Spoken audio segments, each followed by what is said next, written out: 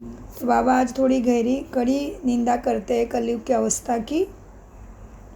और बाबा हमें याद दिलाते, एक कथा बताते बाबा, एक कहानी बताते कि कचरे के डब्बे के पास बच्चा मिला और फिर उसको किसी ने स्वीकार कर लिया, उनको बच्चा नहीं था और फिर वो किसी के हवाले कर दिया, तो वहाँ पे वो जाके बड़ा हो जाता है। बड़ा होता तो अपने माँ बाप को भाग्य, नहीं समझता है। हाँ, भाग्य बदलता है। उसी प्रकार हम लोग भी गटर से जब उससे निकले हाँ, हैं हाँ, तो बाप ने एक्सेप्ट किया, तो उसी तरह वो चलना है। हाँ, बाबा ने स्वीकार किया, इतने कचरे के अंदर से, इतनी तमोप्रधान, इतनी पापी दुनिया से बाप ने स्वीकार किया है, तो हमें उसको ध्यान से ही रिस्पेक्ट देना है।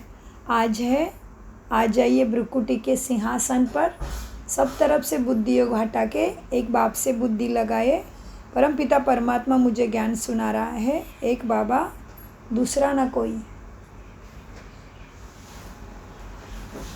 मीठे बाबा आज कहते हैं बच्चों को 4/4/2025 प्रातः मुरली ओम शांति बाप दादा मधुबन से महावाक्य है। मीठे बच्चे, अभी तुम पुरुषोत्तम बनने का पुरुषार्थ करते हो। पुरुषोत्तम बनने का पुरुषार्थ। पुरुषोत्तम है देवताएं, क्योंकि वह है पावन। तुम पावन बन रहे हो ना। प्रश्न, बेहद के बाप ने तुम बच्चों को शरण क्यों दी है? उत्तर, क्योंकि वह हम सब रेफ्यूजी माना कीचड़े के डब्बे में पड़े हुए थे। बाप हमें कीचड़े के डब्बे से निकाल गुल गुल सद्गुणी फूल बनाते हैं। आसुरी गुण वालों को बाबा दैवी गुणवान बनाते हैं। ड्रामा अनुसार बाप ने आकर हमें कीचड़े से निकाल स्वीकार किया है ना, अडॉप्ट किया और फिर अपना बनाया है।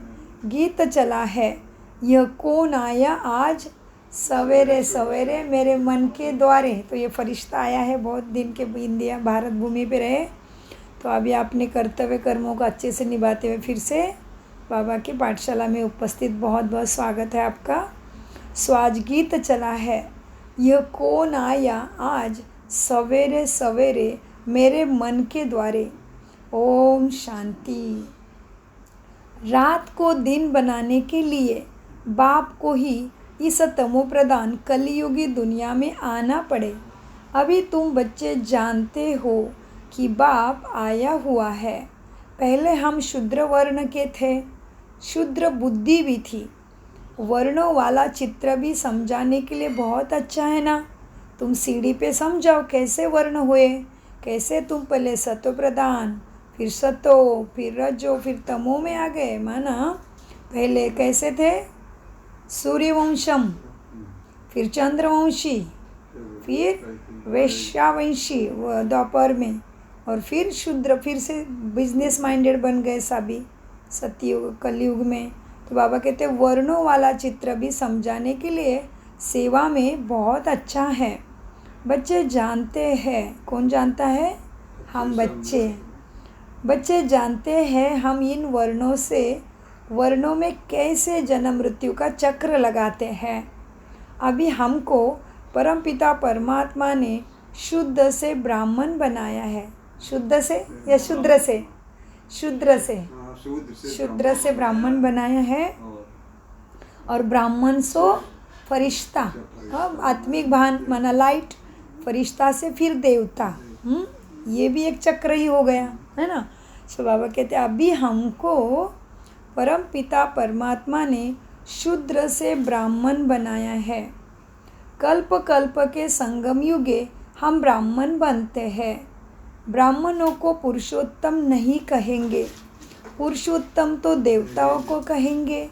ब्राह्मण या पुरुषार्थ करते हैं पुरुषोत्तम बनने लिए, पतित से पावन बनने लिए ही बाप को बुलाते हैं। क्या बोला बाबा ने?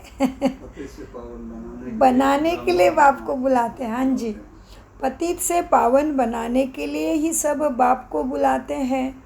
तो अपने से पूछना चाहिए कि हम पावन कहाँ तक अभी बन रहे हैं, क्योंकि पावन बनाने वाला आया, उसने क्या किया, godly spiritual world godly university भी स्थापन की। उसमें तुम्हें कचड़े से निकाल के एडमिशन भी दिया, कलयुगी गंदे कचड़े से निकाला ना, एडमिशन दिया, फिर रोज़ पढ़ाता है। तो अभी मेरी पढ़ाई, मैंने ज्ञान को कहाँ तक संस्कारों में लाया है, मन वचन कर्म में स्मृति में लाया है, वो चेक करने के लिए बाबा कहते अपने से पूछना चाहिए, हम पावन कहाँ तक बने हैं और कहाँ तक बन रहे हैं। देखो, स्टूडेंट किस लिए होता है, पढ़ाई के लिए। तो विचार सागर मंथन करते हैं ना स्टूडेंट्स भी, कोई भी बात सीखते तो उसके ऊपर विचार करते हैं और वो पॉइंट्स को अपना बना लेते हैं। तो स्टूडेंट पढ़ाई के लिए ही विचार सागर मंथन करते हैं ना, समझते हैं इस पढ़ाई से हम यह बनेंगे। तुम बच्चों की बुद्धि में हैं कि अभी हम ब्राह्मण बने हैं, देवता बनने के लिए ब्राह्मण बने हैं। इसलिए कितनी सूक्ष्म विधि है। अभी देवता है केवल पूजा करते हैं, हर तरफ देवताओं की पूजा करने का अधिकार पंडितों को, ब्राह्मणों को। फिर कोई बच्चा का विधि है, कोई भी घर में कार्यक्रम है, बड़े बड़े प्रोग्राम है, घर की पूजा है, एवं मृत्यु की पूजा भी होती है आत्मा की शांति के लिए, वो सभी भी तथाकथित शरीर वाले ब्राह्मण ही करते हैं। तो ये ब्राह्मण शब्द में भी कितना बड़ा राज छुपा है। इसलिए बाबा कहते हैं, बच्चे अब तुम जानते हो क्या, हम ब्राह्मण बने हैं देवता बनने के लिए। सिस्टर वो अच्छे से ले लो, वो आपको बैठने के लिए रखा है, पी लो बैग में। अच्छा वो पिलो ले सकते हो, पिलो लेना है तो ले सकते हो, नहीं चाहिए अच्छे से पीछे चिपक के बैठ सकते हो पिलो से। सो मीठे बाबा कहते, बच्चे तुम समझ रहे हो ना, ब्राह्मण बने हैं देवता बनने के लिए। यह है अमूल्य जीवन तुम्हारा। कैसा है, इसका किसी के साथ मोल नहीं कर सकते तुम, इतना अमूल्य है। यह है अमूल्य जीवन क्योंकि तुम ईश्वरीय संतान हो। ईश्वर तुमको राजयोग सिखला रहे हैं, पतित से पावन भी बना रहे हैं, पावन देवता बनते हैं। वर्णों पर समझाना तुम्हें बहुत अच्छा है कि कैसे हम देवता से फिर कैसे देवता से क्षत्रिय वैश्य बने, शूद्र बने, समझाना है। वर्णों पर समझाना बहुत अच्छा है। सन्यासी आदि इन बातों पर नहीं ठहर सकेंगे, बाकी 84 जन्मों का हिसाब समझ सकते हैं। यह भी समझ सकते हैं कि हम सन्यास धर्म वाले 84 जन्म नहीं लेते हैं। इस्लामी बौद्ध आदि भी समझेंगे कि हम 84 जन्म नहीं लेते हैं। हाँ, पुनर्जन्म हर आत्मा का होता है, लेकिन देवी देवताओं का ही 84 होता है। हाँ, पुनर्जन्म सबका होगा लेकिन कम है। तुम्हारे समझाने से सब झट समझ जाएंगे। समझाने की भी युक्ति बच्चों में चाहिए। तुम बच्चे यहाँ सम्मुख बैठे हो ना बाप के, तो बाबा बुद्धि को रिफ्रेश करते हैं। मीठे बच्चे, जैसे और बच्चे भी यहाँ आते हैं, रिफ्रेश होने के लिए आते हैं, तुमको तो रोज़ बाबा रिफ्रेश करते हैं कि बच्चे ये ज्ञान की धारणा करो। रोज़ पढ़ाते हैं, बुद्धि में यही ख्याल रहता चलता रहे। क्या हुआ, बुद्धि में चलता रहे, सुन के छोड़ना नहीं। हाँ, बुद्धि में यही ख्याल चलता रहे, हम 84 जन्म कैसे लेते हैं, कैसे हम शूद्र से ब्राह्मण बने। ब्रह्मा की संतान कौन हुए, ब्राह्मण। अब ब्रह्मा कहाँ से आया, यह भी किसी को पता नहीं।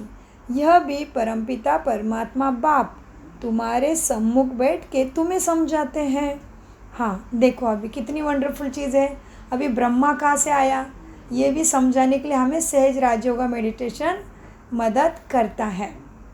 तो अगर आपने किसी ने भी अभी तक राजयोगा मेडिटेशन नहीं किया है तो ज़रूर अपने नज़दीकी किसी भी ब्रह्मा कुमारी सेंटर में जाके करिए, जो निःशुल्क सिखाया जाता है। सो बाबा ने कितनी कमाल की बात कही। ब्राह्मण कहाँ से आए, ब्राह्मण है ब्रह्मा की संतान। ब्रह्मा माना जिसका मन ने ब्रह्म लोक में रहने वाले परमात्मा को पहचाना है, उसके सद्गति के सद्बुद्धि को जाना है, उसके ऊपर अपना संस्कार परिवर्तन किया है, उससे सीखा है सद्गति का ज्ञान, माना ब्रह्मा। और ब्रह्मा जैसा जिसका मन वो है ब्राह्मण। तो ब्राह्मण शब्द का, ब्रह्मा शब्द का और भी मनन चिंतन करके अपना मक्खन निकाल सकते हैं। सो बाबा ने क्या कहा, अब ब्रह्मा कहाँ से आए, ब्रह्मा कहाँ से आए, यह भी बाप बैठ समझाते हैं। हम इनका नाम ब्रह्मा रखते हैं। यह तो ब्रह्मा कुमार कुमारियाँ है ना, यह हो गई ईश्वरीय फैमिली। कौन है? ईश्वरीय फैमिली, गॉडलिस फैमिली। हाँ, यह हो गई फैमिली। तो ज़रूर एडॉप्ट है ना, अडॉप्टेड है, क्योंकि फैमिली में कौन रहता, माता पिता बच्चे बंधु और भगिनी। तो ये फैमिली है ना तुम्हारी। कैसे? ब्रह्मा कुमार कुमारिया और बाप दादा। हाँ, तो ये फैमिली हो गई। तो ज़रूर तुम्हें ब्रह्मा द्वारा अडॉप्ट किया है ना, बाप ही अडॉप्ट करेंगे ना। उनको बाप कहा जाता है परमात्मा को। हाँ, दादा नहीं कहेंगे, बाप कहेंगे। अच्छा, बाप को बाप ही कहा जाता है, क्योंकि वर्षे की मिल्कियत कहाँ से मिलनी है? बाप से। मिल्कियत मिलती है बाप से। देखो बच्चे, कोई चाचा मामा व बिरादरी वालों भी किसी किसी को एडॉप्ट करते हैं। जैसे बाप ने सुनाया था ना, एक बच्ची कीचड़े के डिब्बे में पड़ी थी। फिर क्या हुआ, वो कोई ने उठाए जाकर किसको गोदी में दी, क्योंकि उनको अपना बच्चा नहीं था। तो बच्ची जिनकी गोदी में गई उनको ही मम्मा बाबा कहने लग पड़ेगी ना। तो तुम भी अभी किसके गोदी मिली है तुम्हें? बाबा की गोदी मिले। तो बाबा को माता पिता है ना तुम्हारे। तुमने पुकारा भी भक्ति में, क्या पुकारा? तुम्हें वो माता अच्छे बंधु सका तुम्हें। तो अभी बाबा को पुकारा, तो पुकार सुन के बाबा सच में वो रिश्ता पूरा करने के लिए, वो रिश्ते का फल देने के लिए, वो रिश्ते की प्राप्ति कराने के लिए आ गया। सो बाबा ने बताया, साकार बाबा बता रहा है अपनी जीवन कहानी में कोई कथा, कि कचरे के डब्बे के पास कोई बच्चा मिला, किसी ने उसको देखा, फिर उसने उठा के किसको दिया, जिसको बच्चे नहीं था। तो बच्चा भी क्या होगा, बड़ा होगा तो जिसके पास, जिसने उसका संभाल किया उसको ही मम्मी पापा कहने लग पड़ेगा ना। यह फिर भी है बेहद का माता पिता। हाँ, यह कैसा है? बेहद का है। बेहद का विश्व बेहद है ना। सो यह है बेहद की बात। तुम बच्चे भी जैसे बेहद के कीचड़े के डब्बे में ही कलयुग में ही पड़े थे। अज्ञान अंधेरा क्या है? कीचड़े का डब्बा ही है, उसमें दुख ही आएगा। कीचड़े के पास कभी सुगंध आती है क्या? किसी को रहने का मज़ा आता है कचरे के पास? नहीं। तो बाबा कहते तुम बच्चे भी जैसे बेहद के कीचड़े के डब्बे में ही पड़े थे। देखो, विषय वैतरणी नदी में कितने विकारों में थे, किसी ने बताया भी नहीं कि विकारों के वश कर्म करोगे तो वही कर्म तुम्हारे दुखों का कारण है। तो कैसे विषय वैतरणी नदी में पड़े हुए थे, कितने गंदे तमोप्रधान हुए थे, कितनी गंदी जानवर जैसी चाल हो गई थी, कैसे अपने संस्कार हो गए थे। तो बच्चे, ड्रामा अनुसार कलयुग के अंत में बाप ने आकर उस गंदी कीचड़े से तुम्हें निकाल कर अभी अडॉप्ट किया है ब्रह्मा द्वारा ज्ञान देके। तमो प्रधान को कीचड़ा ही कहेंगे ना, क्योंकि उससे किसी को सुख मिलना ही नहीं। तमो प्रधान और ही दुख देगा। तो तमो प्रधान को क्या कहेंगे? कीचड़ा। आसुरी गुण वाले मनुष्य है देह अभिमानी। आसुरी गुण क्यों है उसके अंदर? उसको देह का अभिमान है, और देह उसका है ही नहीं वास्तव में। हाँ, देह भी है परमात्मा की देन और प्रकृति की देन। हम तो खुद आत्मा है, तो अपनी प्रॉपर्टी से प्यार करना पड़ेगा। तो मैं आत्मा हूँ तो मेरी प्रॉपर्टी क्या है? सद्गुण, ज्ञान गुण, शक्तियाँ, परमात्मा से प्यार, उसके रास्ते पे अपना चलन। तो हमारे क्या है? हमारी खुद की प्रॉपर्टी, एक तो बाप और रहने का घर परमधाम ब्रह्मलोक मेरा है, और शांति स्वरूप, शक्ति स्वरूप, गुण स्वरूप, ज्ञान स्वरूप, ये मेरी प्रॉपर्टी, ये मेरा है।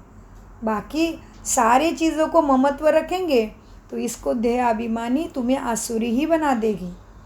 आसुरी गुण वाले मनुष्य हैं देह के अभिमान में। तो देह के अभिमान में आने से क्या हुआ?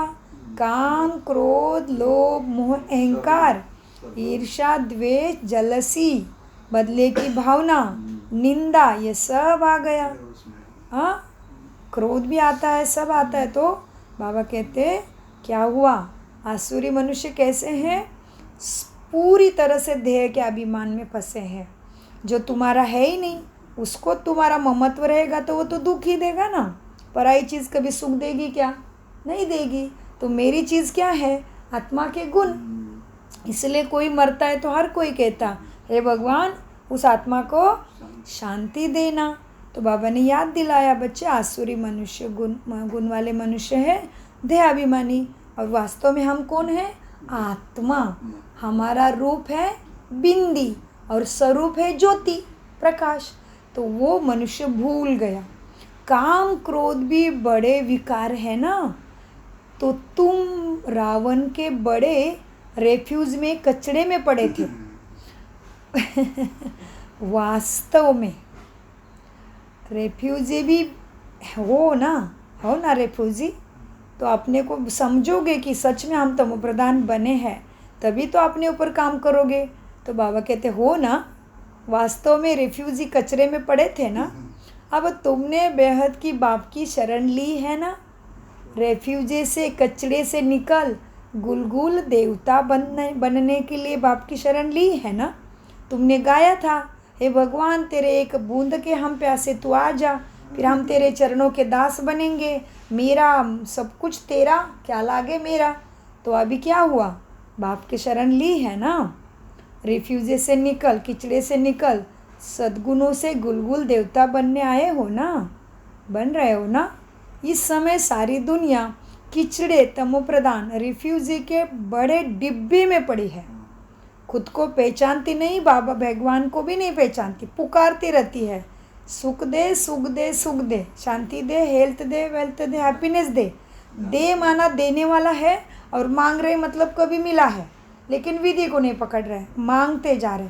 मांगने वालों को क्या कहेंगे, भिखारी। तो भिखारी थोड़ी बनना है, अधिकारी है, बाप है वो मेरा, तो बाप के ऊपर अधिकार है। बस विधि को सहज राजयोगा मेडिटेशन द्वारा जानना पड़े। हर चीज़ की विधि है ना इस जीवन में। सो बाबा कहते हैं, बच्चे बाप आकर तुम बच्चों को इस तमो प्रधान के किचड़े से निकाल अपना बनाते हैं। रोज मीठे मीठे बच्चे कहते हैं, कभी कहा कपटी बच्चे, कामी बच्ची, क्रोधी बच्ची, पापी बच्ची, नहीं, मीठे मीठे बच्चे। तो अपना बनाया बाबा ने युक्ति से, है ना। बाप आकर तुम बच्चों को किचड़े से निकाल अपना बनाते हैं, परंतु किचड़े में रहने वाले ऐसे हीरे हुए हैं जो निकालते हैं फिर उसी किचड़े में जाना अच्छा लगता है। इतना प्यार हो गया है किचड़े से। बाप आकर बेहद के किचड़े से तुम्हें निकालते हैं। बुलाते भी हो मुझे, आकर बाबा हमें पावन माना सद्गुणों से गुलगुल बनाओ, हमें कांटों के जंगल से निकालो, हमें सुंदर फ्लावर बनाओ। मुझे बुलाते हो, मुझे क्या कहते, बबुलनाथ भी कहते हैं। अभी बबुल माना कांटा, तो मैं कौन से कांटे निकालता हूँ वो तो जानती नहीं। कांटों के जंगल से निकाल, हमें फ्लावर बनाओ, तुमने मुझे पुकारा, गाया। अब खुदाई बगीचे में बिठाओ, तुमने बोला मुझे, क्या बोला, मुझे बुलाते हैं बाबा आकर हमको गुलगुल बनाओ, विकारों के कांटों के जंगल से निकाल, सतयुगी सद्गुणी फ्लावर बनाओ। इसलिए देवी देवताओं को फ्लावर चढ़ाते हैं, जानते भी नहीं फ्लावर क्यों चढ़ाना है, क्योंकि खुद ऐसे खुशबूदार सद्गुणों से थे। खुदाई बगीचा में बिठाओ, ऐसे मुझे सब कहते हैं। अब देखो बच्चे, अब असुरों के जंगल में सब पड़े हैं, आत्मा ने अपने गुणों का सुर ही बुला दिया है। कौन से सुर में गए, आसुरी। तो आसुरों का तो क्या कभी लिखा है, आसुर कहीं जीते हैं, आसुरों का विनाश। सो अब आसुरों के जंगल में पड़े हैं, बाप तुम बच्चों को गार्डन में ले जाते हैं। शूद्र से ब्राह्मण बने हैं ना, तो फिर क्या बनेंगे, देवता बनेंगे। ये देवताओं की राजधानी है ना, कितना सुख है वहाँ। ब्राह्मणों की राजधानी नहीं होती, उनके गले में तो जानवी और एक झोला, और झोले में पढ़ाई बस्ता। ब्राह्मणों को राजाई नहीं होती, लेकिन ब्राह्मण तुम अभी पढ़ते हो तो आगे भाग्य प्रारब्ध राजाई मिलती है। इसलिए दुनिया में भी ब्राह्मणों के एक तो चोटी एंटीना, शेंडी रहती माना ज्ञान की चोटी और कनेक्शन की चोटी, और एक तो जानवी धागा, वो 4 लपेटा माना 4 युग में जान लिया, अंत में जानवी माना मैंने जान लिया भगवान को और खुद को, और वो झोले में बस्ते में पढ़ाई उसका पोथी पुराण। तो ये पोथी पुराण है मुरली। सो बेटे बच्चे, ब्राह्मणों को राजा ही नहीं है। भला पांडव नाम है तुम्हारा, परंतु पांडवों को राजा ही नहीं दिखाई, लड़ाई दिखाई है। हाँ, जीत उनकी हुई, लेकिन राजाई तो नहीं दिखाई। राजाई प्राप्त करने के लिए बाप के साथ बैठे हो ना, पढ़ रहे हो ना बेहद के स्कूल में। तो बेहद की रात, अब बेहद पूरी, बेहद की रात और बेहद का दिन अभी पूरा होना है। रात के बाद दिन आना, दिन के बाद रात, ये चक्र कोई रोक ना सके। बेहद की रात अब पूरी हो, बेहद का दिन शुरू होता है। गीत सुनाना, कौन आया मेरे मन में सवेरे सवेरे। सुनाना गीत, कितना अर्थ है उसमें। कौन आया सवेरे सवेरे मेरे मन के द्वारा। तो अभी है कलयुग का अंत और सतयुग का सवेरा, है ना। तो गीत से अर्थ लिया बाबा ने। अच्छा, गीत गाया तुमने, गीत सुना, कौन आया सवेरे सवेरे मेरे मन के द्वारा। तो भगवान को तुम्हारा कुछ भी नहीं चाहिए, मन चाहिए अभी। हाँ, सवेरे सवेरे अमृत वेले बाबा आते हैं ना तुम्हें मिलने, और ये सवेरा हो रहा है। कलयुग का अंत, सतयुग सुखी दुनिया की शुरुआत। सवेरा हुआ ना, कलयुग है रात। तो सवेरे सवेरे आते हैं रात को मिटाए दिन बनाने, अर्थात तुम्हारे लिए स्वर्ग की स्थापना, नरक का विनाश कराने बाप आते हैं। यह भी तुम्हारे बुद्धि में रहेगा ना, तो हर समय खुशी होगी। जो नई दुनिया में उच्च पद पाने वाले हैं, वह कभी अपना आसुरी स्वभाव नहीं दिखाएंगे। जिस यज्ञ में इतना ऊंचा बनते हैं, उस यज्ञ की बहुत प्यार से तुम्हें सेवा भी करना है। ऐसे यज्ञ में तो अपनी हड्डियाँ भी सुहा करनी चाहिए। इतनी हड्डी सर्विस करना पड़े, अपने को देखना चाहिए कि मेरे इस चलन से हम उच्च पद कैसे पाएंगे। बेसमझ बच्चे, छोटे बच्चों तो है नहीं ना तुम, तो बेसमझ क्यों बनते हो। कोई भी चलन से, कोई भी कर्म से अपनी जांच करो कि मेरे इस कर्म से मुझे राजाई मिलेगी क्या। बेसमझ हो तो क्या हुआ, छोटे बच्चे नहीं बनना चाहिए, ज्ञान में समझदार बने। बाबा कहते हैं बच्चे अपनी जांच करो, अपने को देखना चाहिए, इस चलन से हम उच्च पद कैसे पाएंगे। बेसमझ छोटे बच्चों तो तुम है ना, है नहीं ना, समझ सकते हो ना कि राजा कैसे होता, प्रजा कैसे बनते, सब समझ गए हो ना। जानी जाननहार के बच्चे राजयोगी हो ना, राज ऋषि हो ना। राजा ही के लिए ऋषित्व है ना, बुरे विकारों से ऋषित्व। हाँ, बुरे विकारों को त्याग देना मना ऋषि, और राजयोग है मना एक तो सारे सीक्रेट को जान लिया, और बाबा सृष्टि का मालिक, राजाओं का भी राजा, महाराजा, देवादिदेव, महादेव ऊंचा, उसके साथ बुद्धि का कनेक्शन माना राजयोगी। हाँ, राजयोगी शब्दों का बहुत गहरे गहरे सुंदर चिंतन कर सकते हैं। तो बाबा समझ सकते हैं कि बाबा कहते तुम समझ सकते हो ना कि राजा कौन से पुरुषार्थ से बनेंगे और प्रजा कैसे बनते हैं। बाबा ने ये ब्रह्मा भी कितना अनुभवी रत लिया है, इसने सारी दुनिया, भक्ति, गुरु सब देखा है। जो राजाओं आदि को भी अच्छी रीति जानते हैं ब्रह्मा। राजाओं के दरबार में दास दासियों को भी बहुत सुख मिलता है ना, क्योंकि दरबार में काम कर रहे, तो राजा के दरबार में राजा को जैसा सुख, राजा जो खाता वही वो खाएंगे। तो राजाओं के दास दासियों को भी बहुत सुख मिलता है। वह तो राजाओं के साथ ही रहेंगे ना दास दासी भी, परंतु खिलाने में क्या हुआ, खिलाने में फ़र्क हुआ ना। दास दासियों को राजा तो नहीं कहेंगे, बाबा कहते रहते साथ में, लेकिन कहलाएंगे तो ही दास दासी ही। तो सुख तो है ना, जो राजा रानी खाए वही दासी को भी मिले। बाहर वाले थोड़ी ही खा सकेंगे ऐसे, नहीं। दासियों में भी फिर नंबरवार होता है, कोई श्रृंगार करने वाली, कोई बच्चों को संभालने वाली, कोई झाड़ू आदि लगाने वाली। यहाँ के राजाओं को इतनी दास दासियाँ हैं तो वहाँ सोचो कितना मान होगा, तो कितने ढेर होंगे वहाँ भी राज दरबार में।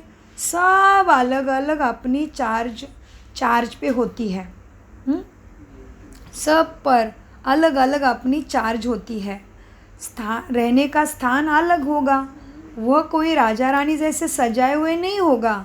जैसे सर्वेंट क्वार्टर्स होते हैं ना, अंदर आएंगे ज़रूर, परंतु रहते तो सर्वेंट क्वार्टर्स में ही है। तो बाप अच्छी रीति समझाते हैं, बच्चे अपने पर रहम करो, अपने को राजा ही पाना है तो पुरुषार्थ पे ध्यान दो। यहाँ पे पढ़ाई पढ़ने आए हो तो कुछ ना कुछ तो पद मिलेगा, लेकिन ऊंचा पद पाने में समझदारी है ना। तो बाप बच्चों को अच्छी रीति बैठ के समझाते हैं, बच्चे अपने पर रहम करो, हम ऊंचे ते ऊंचे बने हैं। अभी हम शूद्र से क्या बनते हैं, अभी हम शूद्र से ब्राह्मण बने हैं ना, तो आहो भाग्य। देखो फिर शूद्र से ब्राह्मण बने हैं क्या? अंदर जाओ 2 मिनट के लिए, कैसे लग रहा है सोचो ज़रा। ब्राह्मण बने हैं क्या? चिंतन करो 1 मिनट के लिए कि मैं कहाँ तक ब्राह्मण बनी हूँ अभी। ब्रह्मा जैसे मेरा मन हुआ है? सोचो थोड़ा सा, चिंतन करो कि हम कहाँ तक शूद्र से ब्राह्मण बने हैं, क्योंकि ब्राह्मण बने बिना देवता पद पा नहीं सकेंगे। तो बाबा कहते हैं अभी तुम ब्राह्मण बने हो, किस लिए बने हो? देवता बनने के लिए। तो मीठे बाबा ने समझाया, तो किया आपने अपना चेकिंग। बाबा हमेशा कहते हैं बच्चे चेक करो, चेक करोगे तो क्या होगा, समय मिलेगा चेंज करने के लिए। सो बाबा ने कहा अभी हम शूद्र से ब्राह्मण बने हैं, आहो सौभाग्य, ब्राह्मण तो बने, फिर देवता बनेंगे अपने पुरुषार्थ से। यह संगम युग बहुत कल्याणकारी है। तुम बच्चों के लिए कौन सा टाइम से कल्याणकारी है? संगम। यह संगम युग बहुत कल्याणकारी है। तुम्हारी यह हर बात में कल्याण ही भरा हुआ है। भंडारे में भी योग में रह भोजन बनाएंगे तो बहुतों का कल्याण तुम्हारा खाना बनाने की सेवा से ही हो जाएगा। तो तुम्हारे हर कर्म में, हर सेवा में तुम्हारा कल्याण ही भरा हुआ है। समझ लो किचन में, भंडारे में भी तुम योग में रह भोजन बनाए तो बहुतों का कल्याण उसमें भरा हुआ है। देखो अब श्रीनाथ द्वारे में भोजन बनाते हैं, किसे बनाते हैं? देवी देवता का पूजा है, पत्थर की पूजा है, फिर भी एकदम साइलेंस में रह के भोजन बनाते हैं। श्रीनाथ द्वारे का भोग बनाते, प्रसाद बनाते टाइम बातों में नहीं आते। तो देखो तुम तो साक्षात देवी देवता बन रहे हो, तो तुम्हें कितना स्थिति में रखे भोजन, स्वधर्म शांति में रखे भोजन बनाना चाहिए, तभी तुम्हारा भाग्य जमा होगा। श्रीनाथ द्वारे में भोजन बनाते बिल्कुल ही साइलेंस में। श्रीनाथ की याद रहता है ना, श्रीनाथ ही याद रहता है उनको, क्योंकि साइलेंस में और मन में विचार है उसके लिए बना रहा, उसके लिए बना रहा हो। तो इस तरह से साइलेंस में ही बाबा की याद टिकी रहेगी। भक्त अपनी भक्ति में बहुत मस्त रहते हैं। तुमको फिर ज्ञान में मस्त रहना चाहिए। तो फिर अपनी चेक करना है कि ज्ञान सुन के छोड़ देती हूँ क्या, मस्त रहती हूँ? तुमको फिर ज्ञान में मस्त रहना चाहिए। श्री कृष्ण की ऐसी भक्ति होती है जो बात मत पूछो, उसके लिए कितना श्रृंगार, कितना नाचते और कितनी मिठाई, बात मत पूछो, ऐसे श्री कृष्ण की भक्ति होती है। अब देखो वृंदावन में 2 बच्चियाँ हैं, पूरी भक्तिन है। बाबा अपना अनुभव बता रहे, कहती है बस हम यहाँ ही रहेगी, यहाँ ही शरीर छोड़ेगी, कृष्ण ही कृष्ण उनको चाहिए। कहती है श्री कृष्ण की याद मेरे लिए सब कुछ है। अब उनको बहुत कहते हैं कि बच्चियाँ अच्छे मकान में चलकर रहो, ज्ञान लो, बोलती है हम तो यहाँ ही रहेगी। तो उसको कहेंगे भक्त में भी शिरोमणि, श्रेष्ठ भक्ति वाला। हाँ, शिरोमणि माना टॉप, भक्तों में टॉप भावना वाला। श्री कृष्ण पर देखो कितना निचोर जाते हैं। अब तुम्हें कौन मिला? श्री कृष्ण का बाप मिला। तो श्री कृष्ण के ऊपर इतना निछावर जाते हैं, उसके लिए सारे सुख त्याग दिए, अच्छे घर में रहने के लिए नहीं आती, बोलती हम कृष्ण के पास ही रहेंगे, उधर ही मरेंगे।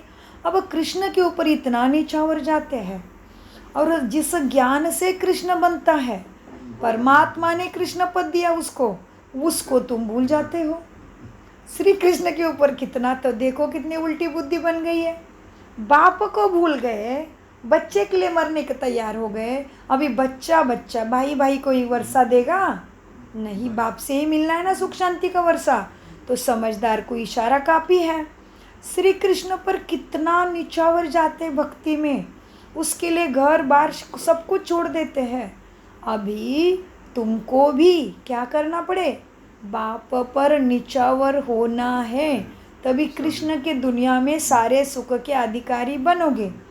पहले पहले शुरू में देखो शिव बाबा पर कितने निछावर हुए। पहले पहले ओम मंडली में साक्षात्कार से ढेर के ढेर आए। जब वो इंडिया में आए तो बहुतों को अपना घर बार फिर याद आने लगा। आहो माया तो कितनी प्रबल है, इतनी तपस्या की फिर गटर में जाके गिरे। कितने चले गए, राहु की दशा ग्रहचारी बैठ गई। क्या कहेंगे भाग्य को, इतनी तपस्या की कराची में 350 आत्माओं ने 14 साल तक तपस्या। जैसे भारत भूमि आए थोड़ा सुख मिला, यहाँ के झगड़े मिट गए तो उनको घर बार याद आया। आहो माया तो कितनी प्रबल है, घर बार याद लगने पड़ा, कितने चले गए। ग्रहचारी तो बहुतों पर आती है ना, कभी कैसा दशा चढ़ेगी, कभी कैसी दशा बैठती है। बाबा ने समझाया है बच्चा, अपने ऊपर केवल बृहस्पति बाबा की दशा बिठा दो ज्ञान के द्वारा और याद के द्वारा, दूसरे की दशा में जाओ ही नहीं। बाबा कहते कैसे बच्चों पे दशा बैठती है, कभी राहु शनि क्या क्या बैठ के भाग जाते हैं। बाबा ने समझाया है बच्चे, कोई भी आते हैं ना तो उनको बोलो कहाँ आए हो, बाहर में बोर्ड देखा है, कहाँ पे आए हो। प्रजापिता ब्रह्मा कुमार कुमारी ईश्वर के विद्यालय में यह परिवार भी है। एक है निराकार परमपिता परमात्मा, दूसरा फिर ये ब्रह्मा माँ है, ब्रह्मा भी गाया हुआ है। यह सब उनके